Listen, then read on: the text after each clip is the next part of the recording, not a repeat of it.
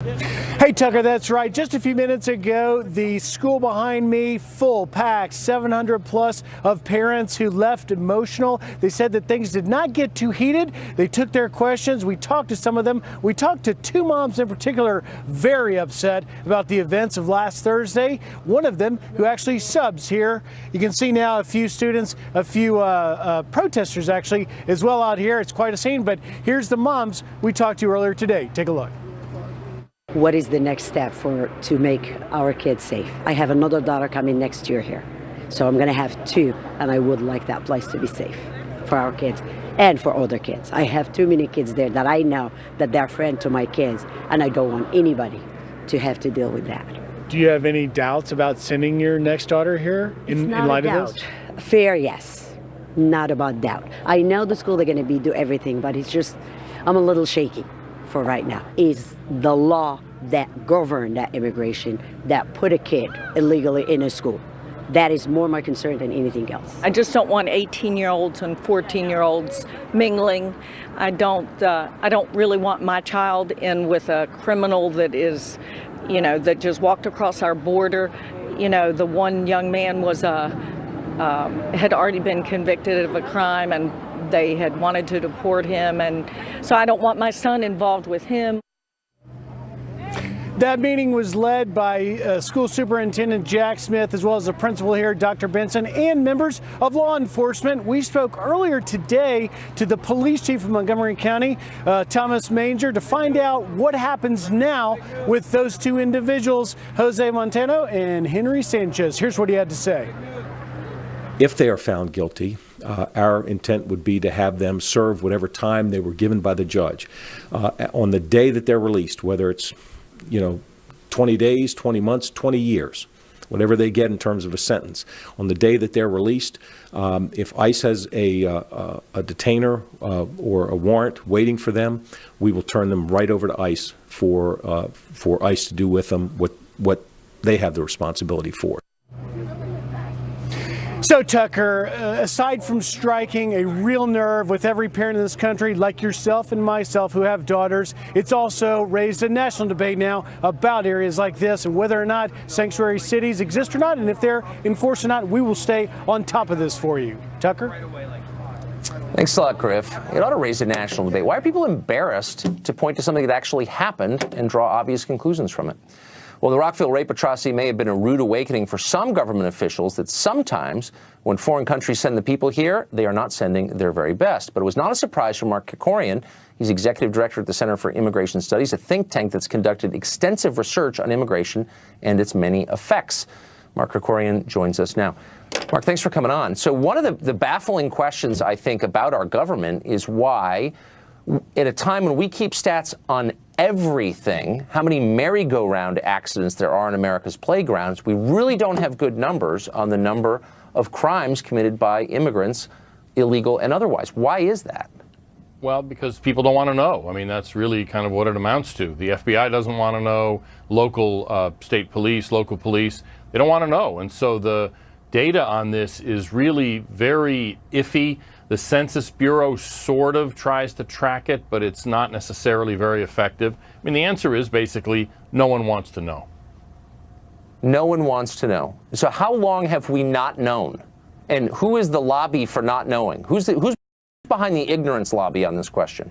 Well, basically all of the usual suspects pushing for amnesty and increased immigration, because their goal is to show, is to basically suppress anything that makes immigration, puts it in a bad light. And the fact is, immigrants as a whole probably aren't especially more likely to be, or even less likely to be criminal. The issue here, especially, and this is what we saw in this Rockville case, is not even so much whether there's what the crime rate is among immigrants. It's that people who were in the custody of the government, illegal immigrants, were in custody and then let go.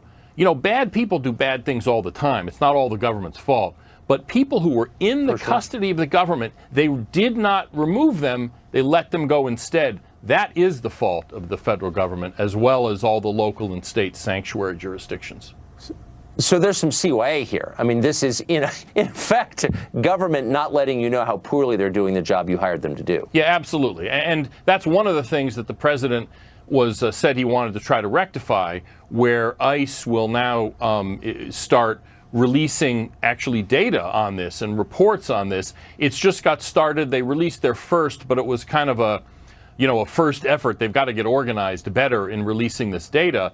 But they at least will be able to say, look, we asked for these people to be handed over. They're deportable aliens, and these jurisdictions didn't do it, and they let them go instead.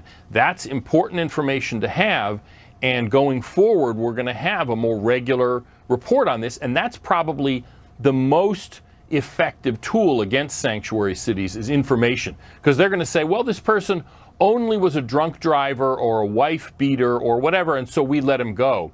Well, if that person then goes on and graduates to becoming a rapist or murderer, we now know, and we're going to be able to say, you let him go, even though he was a criminal and was deportable. This is partly on you.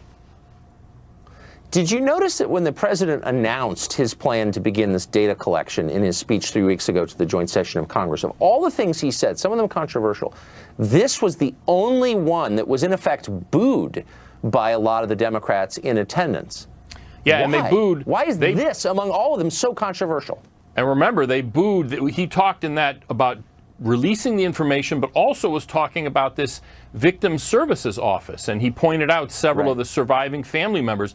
They were booing these family members, people whose children or husbands had been murdered by illegal immigrants, people who, again, not just regular run-of-the-mill illegal aliens, but people who had been in the custody of the government and then let go.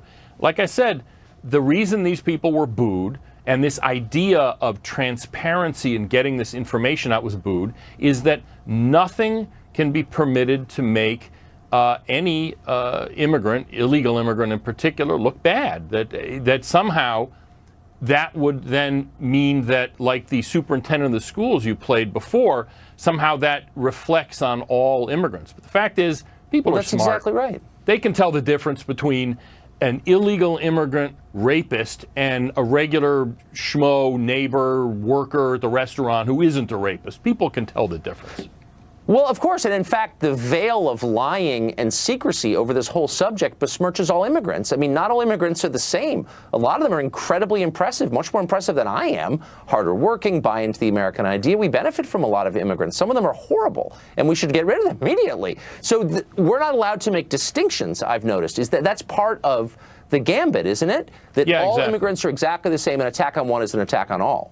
And again, even the distinction between legal and illegal immigrants is one that these people have been trying to eliminate. This, the pro-immigration lobby has been trying to distinguish, as well as the distinction between people who obey the law in general, criminal aliens and regular immigrants. In fact, there have been efforts by, in New York, there was a few years ago, there was this coalition that opposed any deportation, even of criminals. In other words, that when a non-citizen murderer finished his sentence, their position was that person should be returned to the community because no one should be deported. They actually had a hashtag, not one more deportation.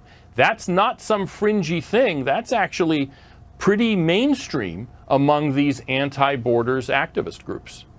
If that's really your position, you're not engaging in public policy. That's theology. I mean, that's a species of faith. That's insanity. And thanks for pointing it out. Mark Krikorian, always a man with the facts. Appreciate it.